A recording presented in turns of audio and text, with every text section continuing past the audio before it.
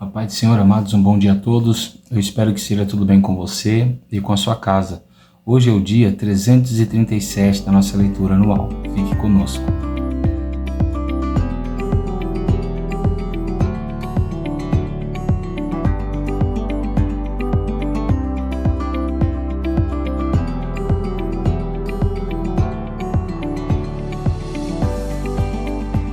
Bom, amados, nós estamos dando início hoje no estudo da carta de Paulo aos Gálatas, e a nossa porção diária de hoje vai do capítulo de número 1 até o capítulo de número 3.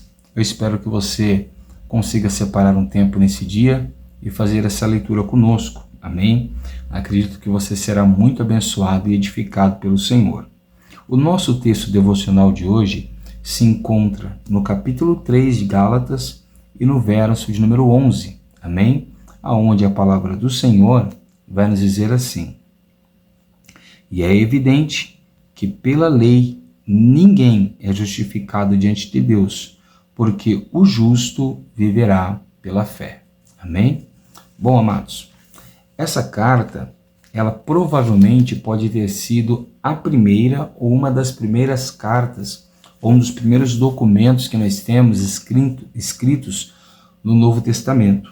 Ela foi escrita pelo apóstolo Paulo e muito provavelmente ela foi escrita entre os anos 47 e 48. Essa carta tem um propósito de alertar um grupo de igrejas que se localizavam na Galácia, né?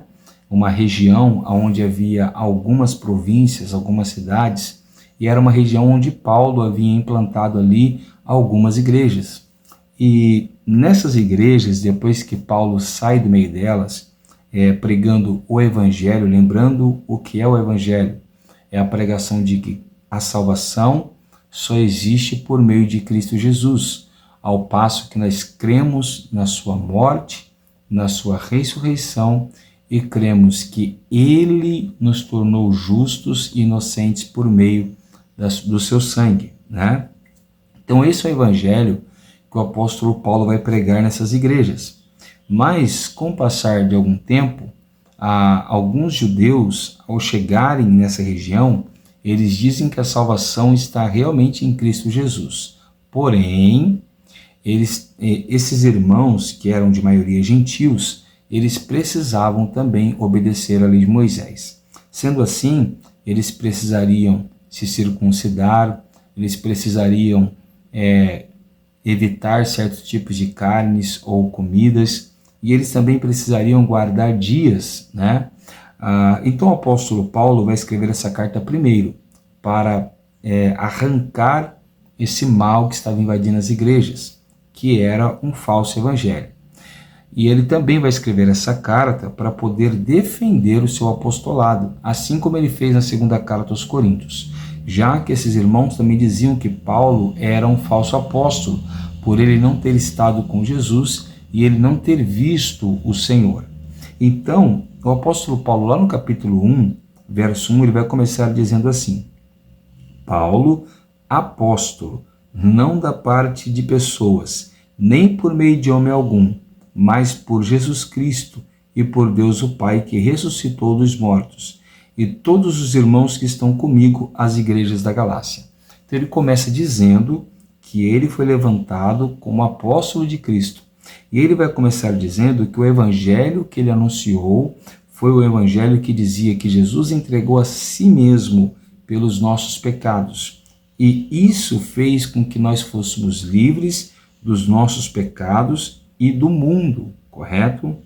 E ele vai dizer assim no verso 6, estou muito surpreso, em meio que vocês estão passando tão depressa daquele que os chama na graça de Cristo para outro evangelho, o qual na verdade não é outro. Então vamos lá. Ele começa defendendo o seu apostolado e depois ele já vai direto atacar o assunto principal pelo qual ele quer escrever essa carta. Ele vai dizer, olha, tão rapidamente vocês mudaram de ideia.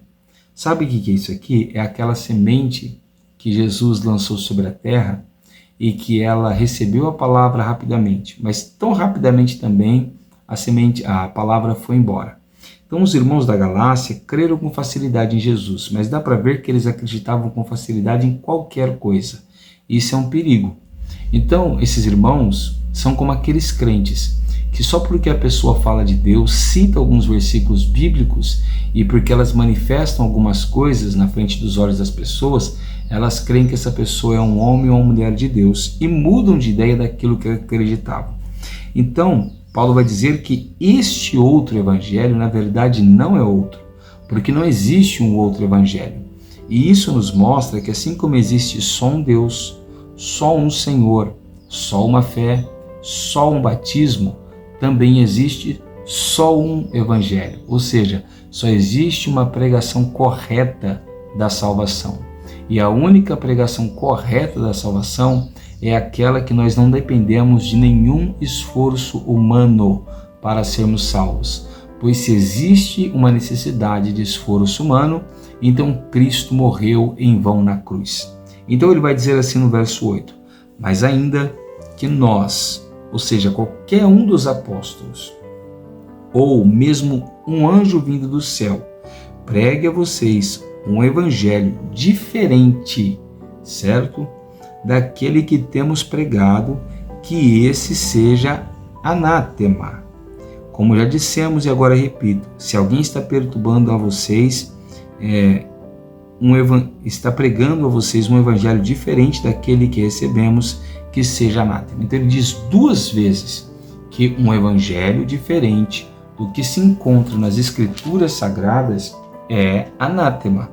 Aí esses falsos pregadores, falsos pastores, eles dizem, mas está escrito, Satanás também disse, está escrito. E se você acompanhou conosco o evangelho de Mateus e de Lucas, você sabe muito bem disso. Ele também disse, está escrito. Mas muitas pessoas pegam versículos isolados para tentarem inventar uma mentira, correto? Inventando fábulas. Por isso é muito importante que o cristão leia toda a Bíblia, estude toda a Bíblia, analise toda a Bíblia. E não adianta ler toda a Bíblia e também analisar um texto fora de contexto, correto?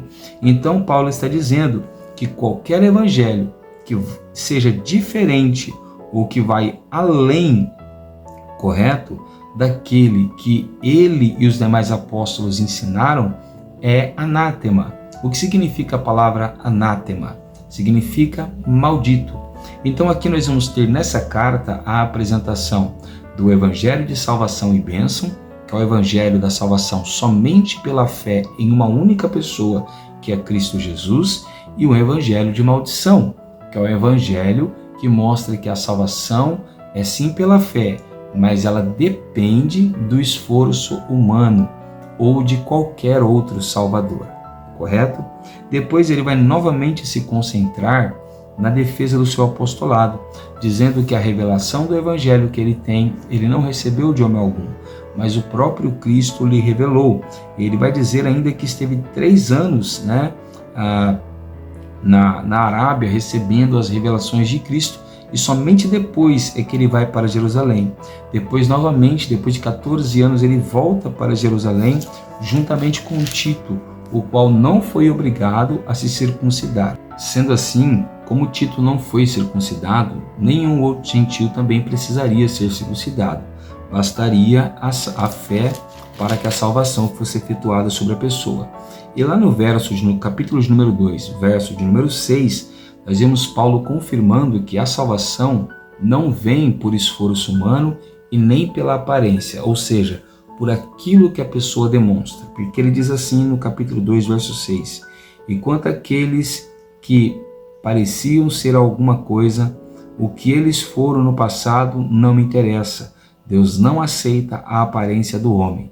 Ou seja, não é por aquilo que eu mostro para as pessoas que eu vou ser salvo. Não é porque eu digo que eu oro muito, que eu jejuo muito, que eu me consagro muito. Não é por eu ter um cabelo longo, uma saia no pé, que isso prova que eu sou salvo. Não, de maneira nenhuma, correto? Ele vai dizer ainda que enquanto Paulo esteve com eles em Antioquia, Pedro esteve com eles em Antioquia, enquanto os judeus não chegaram até Antioquia, Pedro comia e fazia tudo o que os gentios faziam, crendo na salvação pela fé. Mas vindo os judeus, Pedro teve vergonha dos próprios gentios. Então Paulo teve que lhe repreender publicamente. E Pedro aparentemente recebeu a repreensão de Paulo, reconhecendo que estava errado. Ou seja, Pedro também concorda que a salvação vem somente pela fé em Cristo Jesus. E depois ele vai dizer que os judeus também reconheciam que ele estava pregando, já que os judeus estavam crendo em Cristo e reconhecendo que nenhuma pessoa que se esforçou para se salvar pela lei foi salva. E ele diz isso do verso de número 15 até o verso 16. E ele confessa isso no verso 16, parte B, dizendo: também temos crido em Cristo, para que fôssemos justificados pela fé em Cristo e não por obras da lei, pois por obras da lei ninguém será justificado. Nós já vimos isso em Romanos, estamos vendo isso novamente. Então essa é uma doutrina muito importante, a justificação pela fé, ou seja, alguém só pode ser inocente diante de Deus quando crê que Jesus pode fazer isso por ele. Quem pensa que pode se salvar porque faz mais do que outro, porque obedece mais do que outro, porque se veste mais santificadamente do que outro, esse não irá se salvar. Então eu não posso fazer essas coisas?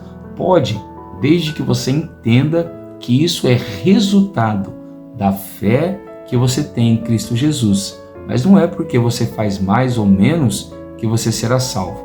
A salvação vem pelo fato de nós crermos que Jesus fez tudo o que nós precisávamos na cruz do Calvário. Assim, nós não obedecemos a palavra de Deus para sermos salvos. Nós obedecemos a palavra de Deus porque cremos que fomos salvos. Amém? Então depois Paulo vai dar um exemplo de como é a vida dele em Cristo Jesus. Então ele vai dizer assim no verso 19 em diante: porque eu, mediante a própria lei, morri para a lei, como ele ensina lá em Romanos também, lembrando que a lei era o nosso marido, então ele nos obrigava a obedecer os seus preceitos. Então ele diz: porque eu, mediante a própria lei, morri para a lei, a fim de viver para Deus. Estou crucificado com Cristo. Logo, já não sou eu quem vive, mas Cristo vive em mim. E esse viver que agora tenho na carne, vivo pela fé no Filho de Deus, que me amou e se entregou por mim. Não anulo a graça de Deus, pois se a justiça é mediante a lei, segue-se que Cristo morreu em vão. Então ele está dizendo, se alguém pensa que pode se salvar seguindo preceitos judaicos ou seguindo preceitos de qualquer outra igreja que diz que você precisa fazer isso ou aquilo para ser salvo, então a morte de Jesus na cruz é em vão. Irmãos, isso é muito sério, correto? Qualquer igreja que alguém frequente que diz que ele precisa fazer alguma coisa além de crer em Jesus para ser salvo, é uma igreja que ensina um evangelho anátema, um evangelho maldito. Não, a Bíblia é verdade, mas nós temos um outro livro, é anátema. Não, realmente Jesus salva, mas vocês precisam guardar o sábado, é anátema. Nós temos que tomar um cuidado muito sério, porque qualquer coisa que vai além do que Jesus e os apóstolos nos ensinaram é anátema. Então, no capítulo 3, ele diz: ó insensatos Gálatas, quem foi que os enfeitiçou? Ou seja, ele está dizendo, quem foi que tão rapidamente fez vocês mudarem de ideia? A palavra insensato significa sem juízo, alguém que não tem capacidade de ter uma boa compreensão. Irmãos, é muito sério o que nós estamos lendo aqui. Embora muitos possam se magoar, isso é de extrema importância que nós vamos entender, correto? Crer em alguém ou em alguma coisa porque alguém é educado, porque fala muito bem, porque é nosso amigo, é nossa amiga, porque orou comigo, porque ora... Isso não é um parâmetro, amados, para nós concordarmos com aquilo que vai contra os princípios da Bíblia Sagrada. É nós concordarmos com alguém porque é nosso amigo, porque é nosso parente, porque é nosso colega, e escolhermos a salvação, e escolhermos a maldição, correto? Se Cristo nos salvou pela fé, e qualquer um que quer se salvar pelo próprio esforço ou pela lei de Moisés é maldito, Precisamos entender então como isso aconteceu.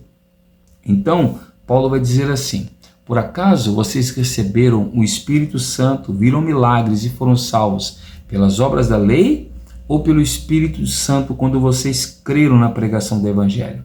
A mesma coisa vale para nós. Será que nós temos recebido dons? Será que nós temos visto milagres? Será que nós temos recebido o Espírito Santo e temos recebido a salvação por aquilo que nós praticamos ou a partir do momento que nós passamos a crer em Jesus? Logicamente que foi quando cremos em Jesus. Então no capítulo 3, verso 5, ele diz assim: aquele que lhes concede o Espírito e que opera milagres entre vocês, será que ele o faz pelas obras da lei ou pela pregação da fé? É pela pregação da fé. Amém? Depois ele diz no verso 6, é o caso de Abraão, que creu em Deus, ou seja, Abraão teve fé no que Deus disse, e isso lhe foi atribuído por justiça, ou seja, isso fez de Abraão inocente e aceito por Deus. Saibam, portanto, que os que têm fé é que são filhos de Abraão, ou seja, não é aqueles que se esforçam para serem salvos. Algumas outras igrejas dizem, não, você tem que se esforçar, você tem que fazer isso, você tem que fazer aquilo, porque se você não fizer aquilo, se você não fizer aquilo outro, você não vai ser salvo. Então não é pela fé, já é por obras. E se é por obras, irmão, você não vai se salvar. Então ele diz assim no verso 8, porque tendo a Escritura previsto que Deus justificaria os gentios pela fé, preanunciou o Evangelho a Abraão, dizendo, em você serão abençoados todos os povos, de modo que os que têm fé são abençoados com o crente Abraão. Glórias a Deus. Pois todos os que são das obras da lei estão debaixo da maldição. Observa bem isso. Nós começamos falando de um evangelho maldito, que é um evangelho anátema, que vai além das Escrituras, que dizem que só a morte de Jesus não é suficiente, que somente o nome de Jesus não é suficiente, que ele não é o único mediador, que ele não é o único salvador e que ele não é o único que deve receber orações. Isso é muito importante. Então ele diz, pois todos aqueles que estão debaixo da lei estão debaixo de maldição, porque está escrito, maldito todo aquele que não permanecer em todas as coisas escritas no livro da lei para praticá-las. Então ele está dizendo, você quer se salvar pela obediência da lei? Então você precisa obedecer tudo, correto? Você quer se salvar pelos dogmas de igreja A ou B? Então você precisa obedecer tudo. Você quer se salvar porque a seita tal, a igreja tal diz isso ou diz aquilo? Tudo bem, mas isso não é garantia de salvação. Porque olha o que ele diz no verso 11. É evidente, ou seja, é claro, é indiscutível, que pela lei ninguém é justificado diante de Deus, porque o justo viverá pela fé. Glórias a Deus mais uma vez. Bom, então nós vemos que não obedecer à lei é maldição, correto? E ninguém consegue obedecer toda a lei, correto? Mas lá no verso 13, ele explica um pouco mais ainda sobre esse conceito de evangelho de maldição e evangelho de bênção. Então ele diz assim no verso 13, Cristo nos resgatou da maldição da lei, fazendo-se ele próprio maldição em nosso lugar, porque está escrito, maldito todo aquele que for pendurado no madeiro. Então a imagem que nós temos que ter de Jesus em nossa mente, eu vou repetir, a imagem, a figura de Jesus que nós temos que ter na nossa mente, não é do Cristo pendurado no madeiro. Por quê, pastor? Porque o Cristo pendurado no madeiro reflete toda a maldição que deveria estar sobre nós. Jesus, além de cumprir toda a lei, ele levou sobre nós as nossas maldições. Para quê? Para que sobre nós repousassem as bênçãos. Olha o que ele disse, verso 14. Para que a bênção de Abraão chegasse aos gentios em Cristo Jesus, a fim de que recebêssemos pela fé o Espírito prometido. Não é por obras. Não é por aquilo que você obedece porque um pastor, um líder disse que você tem que fazer obedecer. Não. É porque você crê em Jesus e essa fé te faz obedecer a palavra dele. Ali está a salvação. Então, ele vai dizer assim, já que eu não me salvo pela lei, será que a lei é ruim, ela é maldita, ela não serve para nada, como Paulo estava nos ensinando em Romanos? Não, a lei não é tão ruim assim. Por quê? ela tinha um propósito. Olha o que vai dizer no capítulo 3, verso 24. De maneira que a lei se tornou o nosso tutor, ou nosso guardião, para nos conduzir a Cristo, a fim de que fôssemos justificados novamente pela fé. Então, ou seja, a lei tinha um propósito, mostrar que todo homem é falho e que ninguém iria conseguir cumprir todos os preceitos dela. Ou seja, então a lei de Moisés, ela serve com um único propósito, mostrar que você não consegue obedecer tudo o que precisa para se salvar, que eu não consigo obedecer tudo o que eu preciso para me salvar. Por isso eu preciso de Jesus, porque Jesus vai fazer em mim o que eu não consigo fazer. Amém? Então ele vai dizer assim, no verso de número 29, e se vocês são de Cristo, são também descendentes de Abraão e herdeiros segundo a promessa. Jesus não somente nos salva, como ele também nos tem uma herança, se nós crermos nele como nosso único Senhor, como nosso único e suficiente Salvador e como nosso único mediador. Amém? Eu sou o pastor Tiago, da Igreja Pentecostal Poder da Palavra, e eu quero orar juntamente com você neste momento. Abra o seu coração, feche os seus olhos e ore ao Senhor juntamente comigo. Senhor nosso Deus e nosso Pai, nós te louvamos neste momento, te glorificamos, te bendizemos e te exaltamos. Que o Senhor venha operar uma obra grandiosa em nosso coração. Nós não somos convencidos pelas obras e pelos esforços e também não somos salvos por isso. Nós não temos vários senhores, mas temos um único Senhor. Não temos vários mediadores, mas temos um único mediador. Nós não temos vários salvadores, mas temos um único Salvador. Nós não precisamos cumprir nada, Senhor, que uma igreja A ou igreja B diz. Também não temos que cumprir nada que um livro além da Bíblia Sagrada nos diz, porque a Bíblia Sagrada é o único centro do Evangelho e ali está todos os preceitos que nós precisamos obedecer para a nossa salvação. Senhor, nos ajude a crer em Ti, porque sabemos que a salvação vem pela fé em Ti, para que assim possamos ser salvos e conduzir outros também à salvação. É assim que nós te pedimos e te agradecemos. Em o nome de Jesus. Amém. Se você tem gostado desse trabalho, deixa o like, se inscreva no canal e compartilha.